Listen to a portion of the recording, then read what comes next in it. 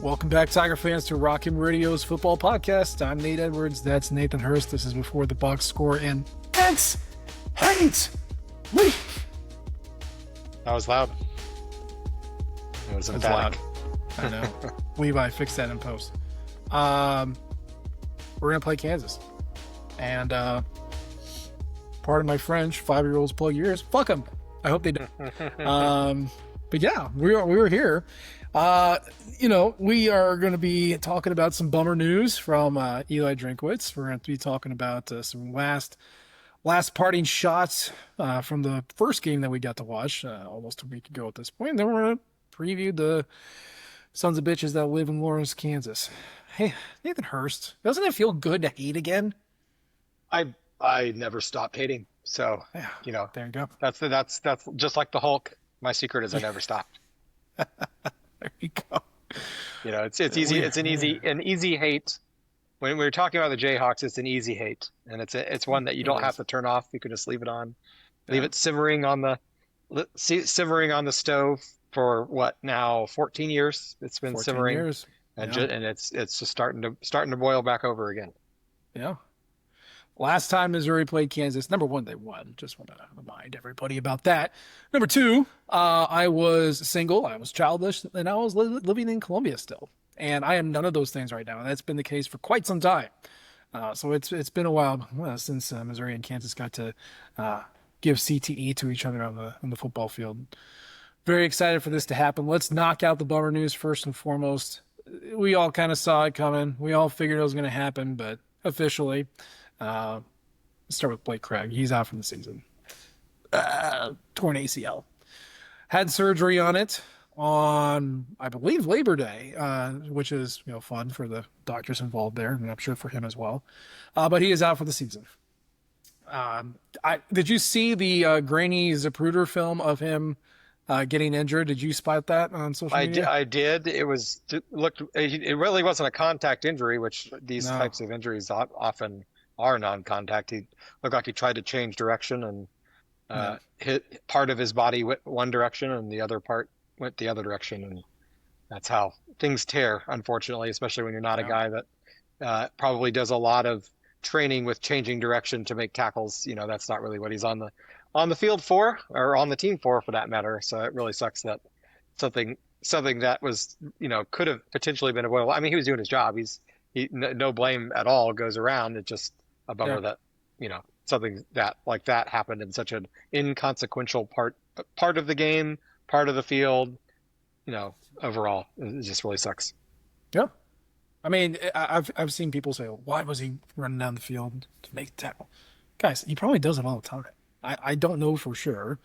I don't think anybody knows for sure unless you've physically gone back and looked at every single game. I know most of the time he boots it out the back of the end zone, so most of the time he doesn't get a chance to do it. And he was amped up and you want to hit somebody. I think we've all been there. It's a fluke injury already, and kickers don't get that opportunity. It's just one of those things that happens. I will take this sort of injury over whichever flying Grammatica brother got his torn ACL when he celebrated 20 years ago, jumping up and down and tore it. These things happen. Knees are the dumbest ligament in the entire human body. I once read a pretty in-depth article from a doctor who did repairs on that, and it scared me half to death because you could really tear your ACL just getting out of bed. That's how flimsy these things are, let alone putting incredible pressure on it in a football game. So that sucks. They did find another guy from Northwest Oklahoma State to come in. He's a kicker / punter. You have no idea anything about him. Maybe he's good, maybe he's not. It's just another body. I think Robert Meyer is going to be kind of the go-to guy since he's been in camp with this team since the fall. Yes, he is a freshman, but yeah, I mean, this is where we're at. I wrote in the Beyond the Box Score. I was curious, how decision trees get altered because you no longer have anywhere close to a reliable field goal kicker. What are your thoughts on how this season plays out now that the one guy they trusted to kick is gone for the season? I hope that it means there's a change in approach offensively, a change of play calling once the team crosses the 50-yard line, because historically in Eli Drinkwitz's time at Mizzou, going back to 2020 when Harrison Mevis was a freshman. He's known that he's had an absolute grenade launcher of a kicker, that he all he has to do is cross the 50, and there's a chance that they can get points out of it. That may not be the case anymore. We don't know about Robert Meyer. He could have a bazooka for a leg too. We don't know yet. Chances are, as the backup kicker, he probably doesn't have a bazooka like a Mevis or a Craig have shown. So hopefully that means there's going to be some alteration to that plan. Meaning, on those 4th and 1s from the 42-yard line, maybe they step on the gas a little bit more willing to be a little more um, aggressive in those situations, and less willing to settle for field goals. We got to the 42, 4th and 1, let's just kick it. Instead, it's 4th and 1, we could hand the ball off to Ahmad Hardy or to Roberts and get that first down, or we could do the same fake pitch that apparently they're still going to keep doing even without Luther Burden and without Brady Cook. We can do that one again because it still has yet to be stopped. So whatever the play call is,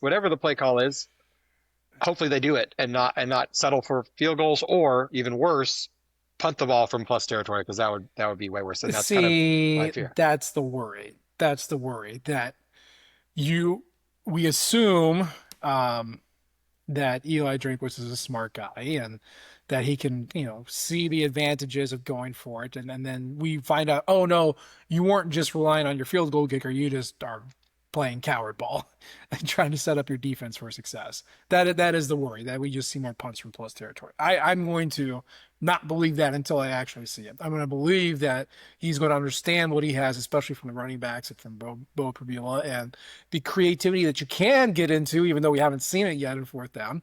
And then they'll be a little bit more aggressive, or at least be a little bit more smart on how they handle 3rd down in particular, especially when you're looking for more manageable fourths. Because it's until proven otherwise, I do not think 48, 49-yard field goals are going to be on the menu anymore. So Yeah, and they shouldn't, unless it's a tie game with less than 2 minutes left. I mean, then that's the time to take sure, them. But sure, yeah, yeah, that shouldn't be the strategy. And oftentimes, especially last year, and then sometimes later in Mevis's career, it seemed like that was the strategy. Let's just get into field goal range and kick a field goal. hmm It almost seemed in some ways like we don't really care if we get a touchdown. Maybe we happen to break a big play and end up in a touchdown, but as long as we come away with 3 points, we're happy, and that is not the best strategy. no, My worry is he's going to just use this as an excuse to lean more on his defense, which should be the strength of the team anyway. But that's going to come around eventually and bite him in the butt when there's a big play here, or eventually that defense wears down again, later in the season, because that's going to happen. So yeah, I'll be curious to see what the strategy is and how it changes. yeah. I mean, Missouri has had pretty terrible points per scoring opportunity in the past 2 years. Um, 4.3 in 2023, 4.1 in 2024. Both of those are like 80th or worse in the country, and it's not because they were missing; it's because they were walking away with 3 points. So it's if you could get them inside the 10, oh man, they're great. They would finish with a touchdown a ton of times, like 90% of the time. It's just the play calling between the 29 and the 20 was like the dumbest. They forgot how to football. The offense just threw up on itself and couldn't figure out how to get out of there. And it was certainly most pronounced last year. So it's yeah, you got to figure it out, guys. You got to figure it out. Curry Moore, you're a three. Let's get creative. Let's do something with it. And then along the lines of unforeseen potential consequences of a first game, Sam Horn is out for an extended period of time. Is the best answer we could get. I'm assuming that's pretty much what they know. I don't feel like they're hiding the ball here. But he's not playing this Saturday. He's probably not going to play the week after that. Have yet to hear what it actually was, just other than a lower leg injury. But here we are again, right? This is the Brady Cook conundrum. You have a quarterback who's good at running, who's pretty good at passing, but likes to run. Feels at home being mobile and moving around, and the depth behind him is suspect. Not as deep as you would like. So we're right back. Hey, in the past couple of years, how often do we run Brady Cook? Because we don't have anybody behind him. So now is how often do we run Bo Prabula, because we don't have anybody behind him. And Eli Drinkwitz did the right thing, said, hey, we're going to let him play. We don't want him to think, we want him to play. But you can't help but wonder, hey, could you slide a little bit more, or maybe stick it out of the pocket a little bit longer. What are your thoughts on Matt Zoller's being QB2 at this point? Right. I mean, that's not really the position you ever want to be in, where you're relying on a true freshman who played, I think, 2.5 high school games his senior year before Yeah. suffering a devastating injury himself. Hmm. So his experience level, and we know he's got the talent, and Drinkwitz reiterated that this week. He's got the talent. He's the future at the position, but he has less than zero experience, especially at this level. But even his high school level, he only started for, two and a third years at best. So very inexperienced. Um, that's not a great position to be in. And then below, that's really all you got. Behind him is walk on Tommy Locke, who hasn't gotten a single snap in his career. And no offense to Tommy, but I hope that remains to be the case, because if it does find his way onto the field, it's not really, something has gone horribly wrong. Yep. So I hope it doesn't change the play calling, but I also am going to be tight in the loins every time that Bo Perbula takes off and runs, because you're one hit away, one false step away from disaster at that point. Yeah. It's exactly what happened last year, with Brady Cook. We had a Drew Pine that we could throw out there who looked awful for one game and good for like 2 quarters of another. You don't have that experience piece now. They didn't do that because they had Sam Horn and they had Matt Zoller, and there was no budget to bring in a transfer quarterback. So that's where we're at. Yeah, I don't know. I think I think they're going to encourage him to stay in the pocket. I think they're going to call a lot more design runs that don't include a keeper on it, or maybe encourage the RPO to be more the P rather than the R, or at least from the QBR. But you can never tell. We had one game with Prebula and Horn active, and we don't know what the game plan was going to be going forward. So it's impossible to tell. You just hope that everybody's okay and they don't get hurt. But also, Bo took a ton of hard hits and he bounced right back up. That's not always going to happen, but he's a tough kid. He'll Yeah, be oh yeah, he's okay. definitely tough, but there's only so many bounce backs anybody's going to get. I mean, you could be Yeah. Rocky and you get hit, and it makes getting the offensive line figured out all the more important, because now Yeah. you really have one guy left that Yeah. you trust at the position. So um, shoring up that, he certainly can't take the number of hits going forward as he did against Central Arkansas, and that makes it a little more scary because it was Central Arkansas that was getting those hits on him. So what's a Hmm. program with more talent and more depth going to be able to do? Hopefully the same or less, but we'll have to see. Starting this week. Yeah. So a couple straight thoughts from Central Arkansas. Um, I know there's a lot of things that we did not like about that game. There's a lot of things that we did like about the game, but I want to just highlight the offensive line real quick. I rewatched the game a couple times. I was tracking offensive line specifically. I don't know how everybody else, defines hurries or pressures or anything like that. But I went through, and by my count, Connor Tollison, Curtis P. Ware, and Keegan Trost the three of them combined for one penalty, zero pressures and zero sacks. Obviously, we know there's no sacks on that end, but the pressure part was really the important part to me. That's excellent. That's what you want. Obviously, you don't want the penalty. Whatever, we'll deal with it. Caden Green had one penalty, one sack allowed, and one hurry allowed.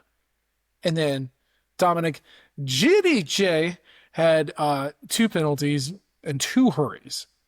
Uh, so that. There's your problem. It's not the offensive line as a whole. It's those two. And I know they're college kids, but they're also getting paid, so I feel like I can at least call them out by name. And just for reference, Caden Green, as a guard last year, had a 0.8% pressure rate. That's over 397 pass blocking snaps. And then on Thursday, he allowed a 6.25% pressure rate on 32 pass blocking snaps. So I know, small sample size, but also FCS opponent. So that's the problem right there. And to counteract that, you don't pass as much, but he also wasn't super great in run blocking. How much longer are you going to let this experiment go?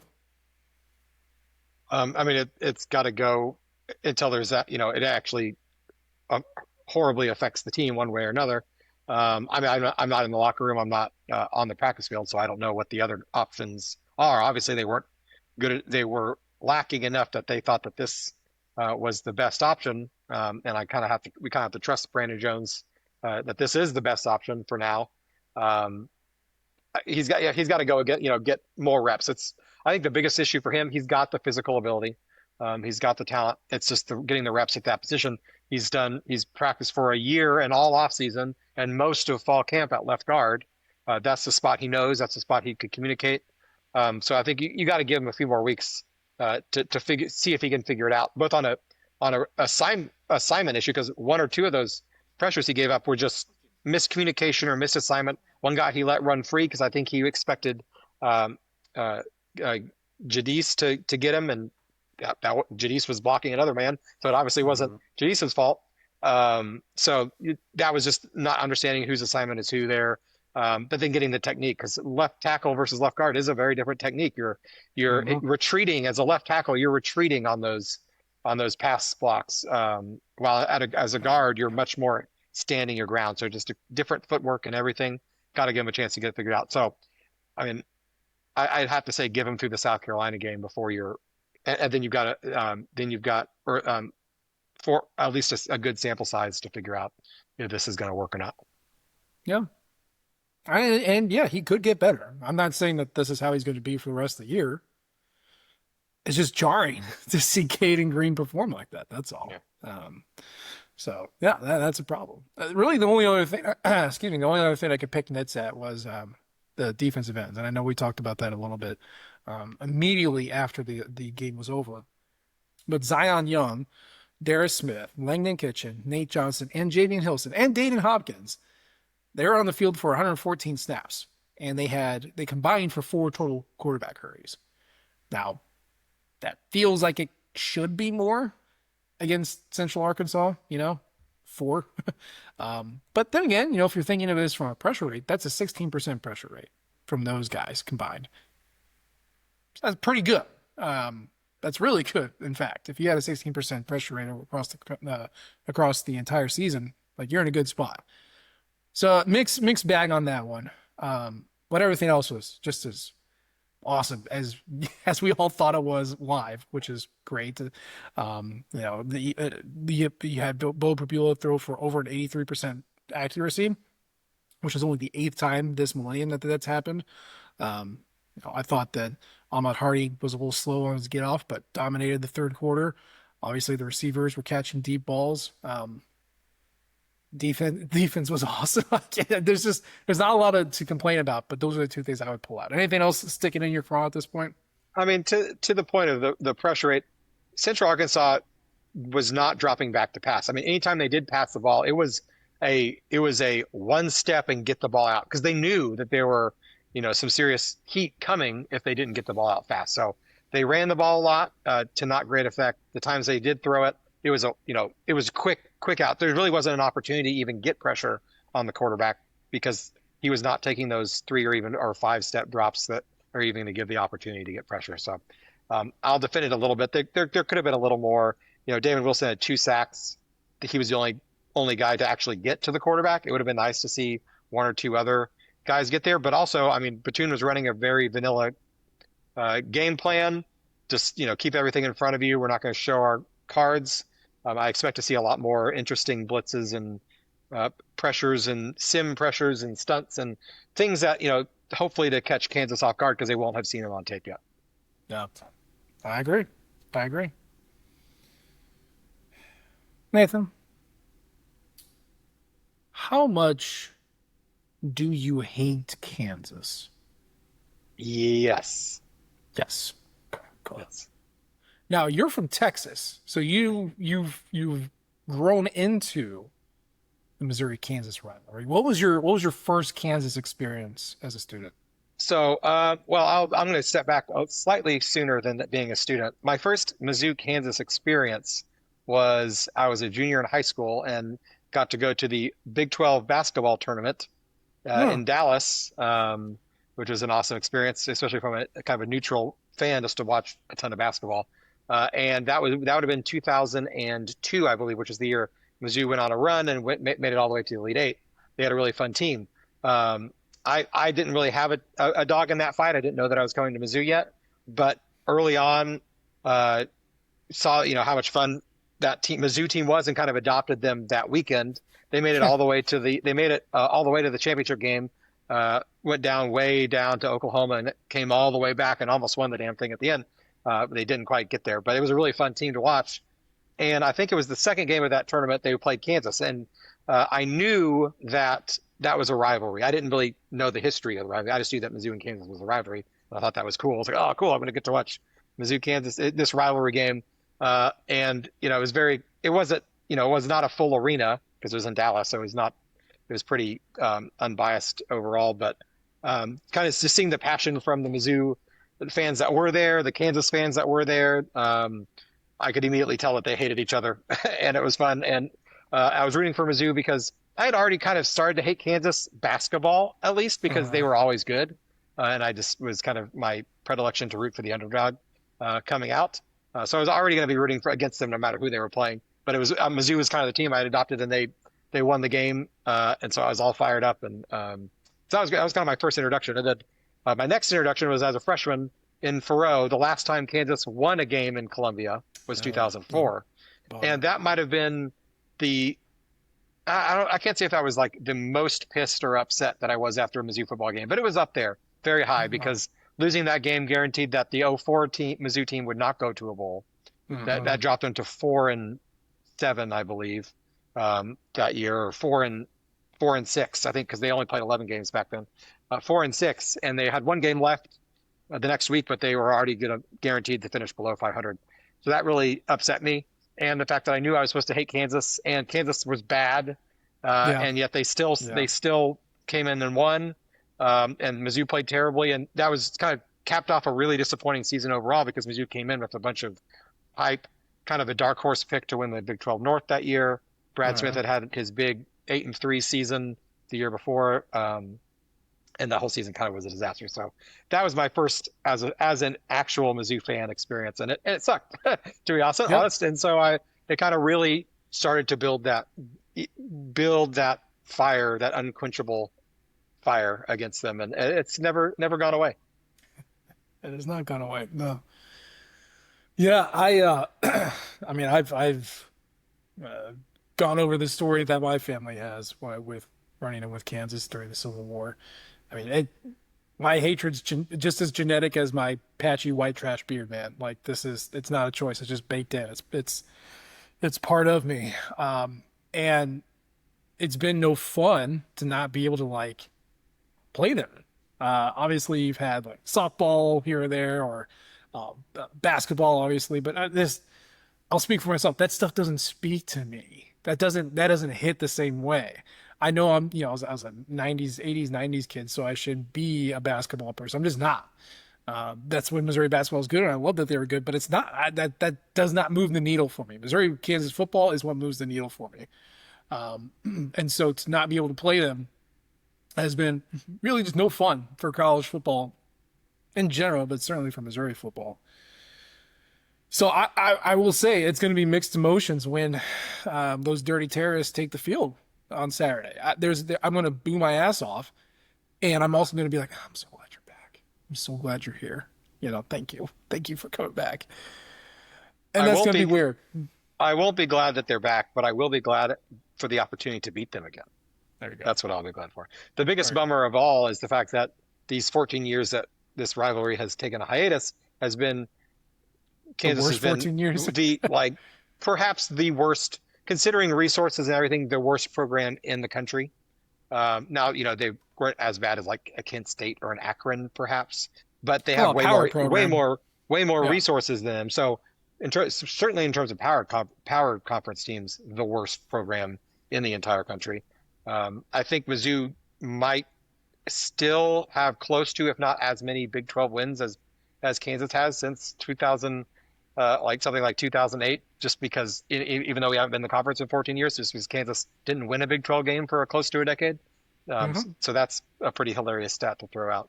So it's been nice to build. Mizzou owns a 3-game lead in the overall record. It would have been nice to pad that out by about 10 or 12 or 14. Yeah. So that's the biggest missed opportunity there is to really build a big lead in the overall series. Have you ever seen the movie Ride with the Devil? I've seen parts of it. I haven't Yeah. seen the whole thing all the way through, but it's been on TV here and there. Like, oh, I'll watch it. Watch half an hour here or whatever. Yeah. I mean, it's fine. It's a fine movie. It's highly fictionalized, but it's got Tobey Maguire as William Quantrill, which is very funny. But he does a pretty good job. And there's a killer speech in there. I put it in my preview for the game this week. I would suggest you go see it, or hell, Levi, you can play it now. It's very short. But it's one of those things that you're like, oh yeah, oh yeah. I can feel my ancestors getting riled up all over again when I hear that. So here's the thing. It's gonna be a lot of fun to have them on Faroe. Whatever you feel about them, it's going to be fun to have them back. Mr. Brightside is going to hit hard. The pop when Kansas takes the field is going to be noticeable. Every first down, every hit, every yard gain is going to be just the ultimate FU for a full 60 minutes, and it's going to be incredible. Um, I can't wait. I can't. I'm going to the game. I'll be covering it in the press box. You see me running around. I'm the one with my hair on fire and yelling obscenities at people wearing blue and white. It may be Um, the last time you get a credential to the game. I don't know. Too. Maybe I'll get more because of it. You don't know. Weird, man. It's okay, man. I'm cool. I'm cool. Um, so yeah, as the game, as far as the game goes, it's going to be tough. I think one of the funniest things that I've consistently seen is people like, oh yeah, Missouri is just a better team. They're going to overwhelm Jalen Daniels. That offense should really kill. 31-24. Like it's just everyone's acknowledging this game is always weird. It's always close, and like Eli Drinkwitz plays games go close. So I think it's going to be incredibly uncomfortable 60 minutes. Um, Really, the question is, can they get Kansas to pass? As soon as you get them unsettled and out of their funky formations and motions and stuff like that, as soon as you can do that and make Jalen Daniels throw, your recipe for success goes up substantially. Can they do that? They were kind of leaky when trying to cover Luther Richardson, the quarterback at Central Arkansas, and Jalen Daniels is better than that guy. What's your take on Missouri's defense versus the Kansas offense? Yeah, I mean, shutting down the run first and foremost, that's what they want to do, and that's what's going to take a lot of pressure off of Daniels to have to be the hero. And so if you stop the run, he's going to take on the I have to be hero mantle. And if you get him out off rhythm, he will give you the ball. He'll run around. He's very hard to bring down. He'll run back and forth and do circles and all this fun stuff.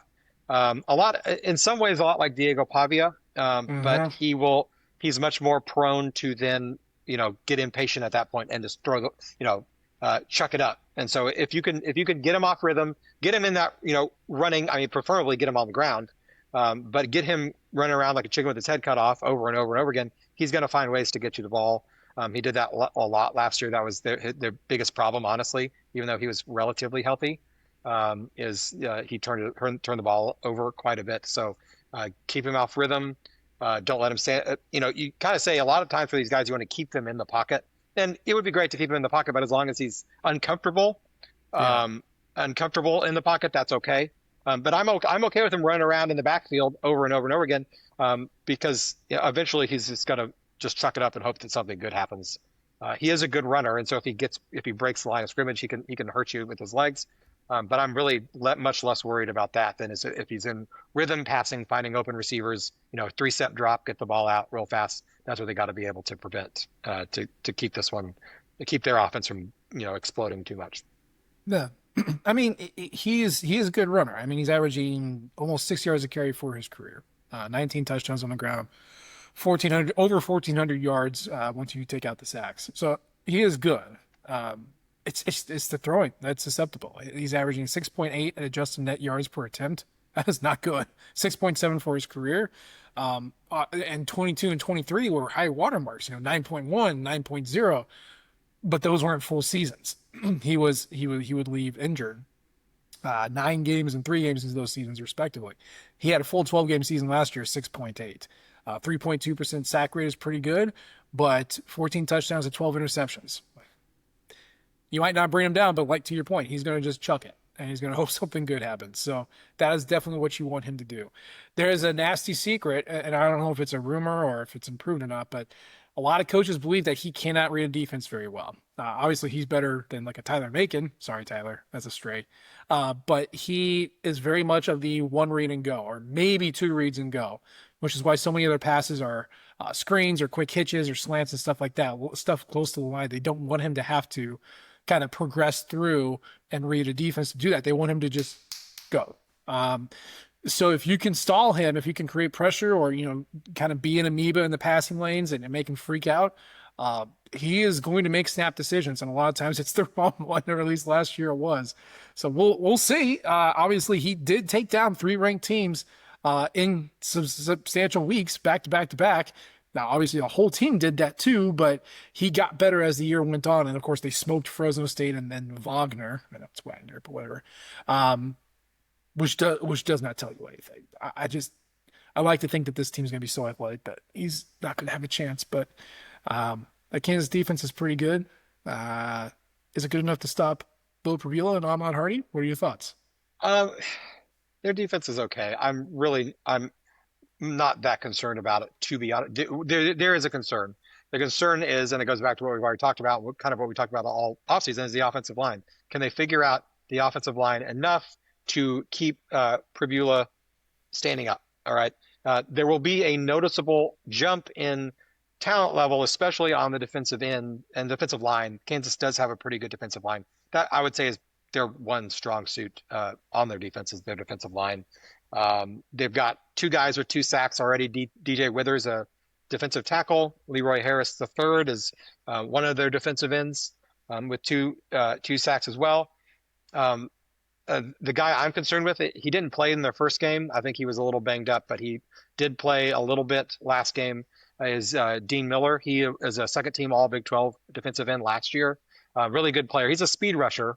So he's not going to blow you over, bulldoze you over, but he can get around the edge really fast. And if he's starting to get healthy, he's kind of a guy that can make your day very long if you don't find ways to slow him down. So I don't know if that means leaving a tight end out there to help help a tackle if regularly as kind of a sixth offensive line. That might be an option.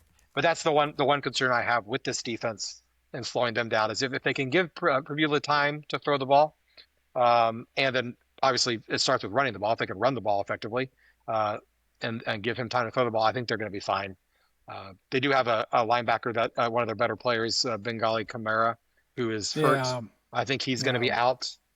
I believe he will be out well, this week, they have which is a not ruled bummer. him out yet, but Yeah. yeah, It reading between the lines, it doesn't seem good for him to play. Not, but you never know if he could show up and decide to play. But he's out. I'm not really too concerned about their secondary, to be honest. I mean, they're just kind of some dudes. So as long as Previla has time to throw, they're not dude person like Central Arkansas had, yeah. but they are some dudes. So there's some guys. So one of the big things with Kansas is that their offense is super old. Of their starters, only two are not seniors, and they're on the offensive line, and they're pretty good.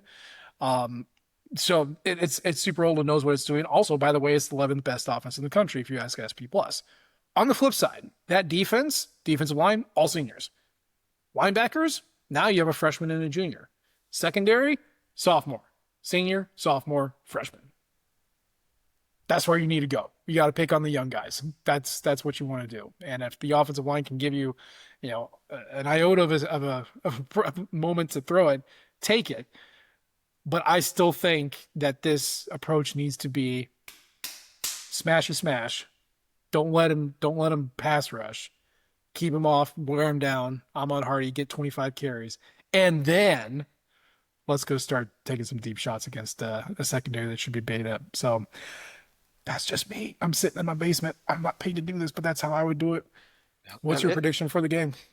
I think you said it's going to be kind of a frustrating. I agree. I think this is going to play out a lot like ultimately how the Boston College game went out played out last year. To be honest, kind of not necessarily similar offenses, but similarly constructed rosters.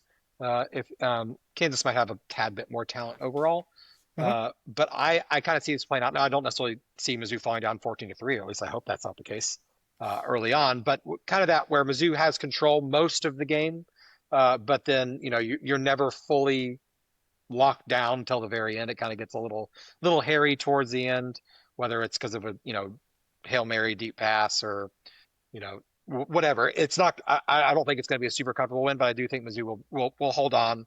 That 6.5 point spread sounds pretty on the money to me. I think Mizzou will end up winning by a touchdown. Somewhere between a field goal and a touchdown, but I think probably about a touchdown sounds about right to me. So, if I'm going to throw a score prediction out there, something around the lines of 31-24, 28-21, something around there. Yeah, I was going to say 27-24, but just win. 2-0. Just win. I don't care. I don't care. Okay. Well, good luck. Ride to Lawrence. Burn it down. Let the hate flow. Yeah. Yes. Be responsible.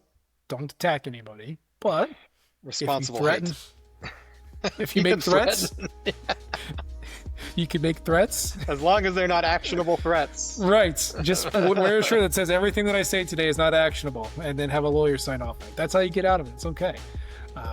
That's the show for today. As always, we appreciate the downloads and the subscriptions. You can leave a comment or rate us. We love all types of feedback. You can follow us on Twitter at Matt and H.E. Edwards. He's at Burst to Hurst. And of course, you can follow the Rock M flagship at Rock M Nation and the podcast and outlet at Rock M Radio. We appreciate you tuning in this time. We'll try to do better next time. And until then, MIZ. SKU. Yeah.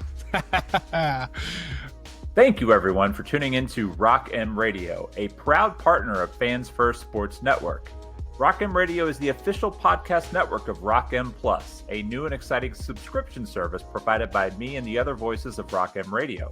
Please take a few moments to head over to rockm.plus and sign up for an account today. The cost is only $5 a month, and the benefits include access to our live podcast, a subscriber-only message board, weekly newsletters, and more. If you enjoyed this episode of Rock M Radio and would like to see more just like it beamed directly into your personal device, make sure to click the subscribe button below and tell your friends. Our podcast feed is available through the Apple Podcast app for iPhone, Google Podcast app for Android, whatever app you listen to your podcast. You can also find Rock M Radio on Spotify. If you're looking for a podcast about your favorite team that is not the Missouri Tigers, Fan First Sports Network is your answer.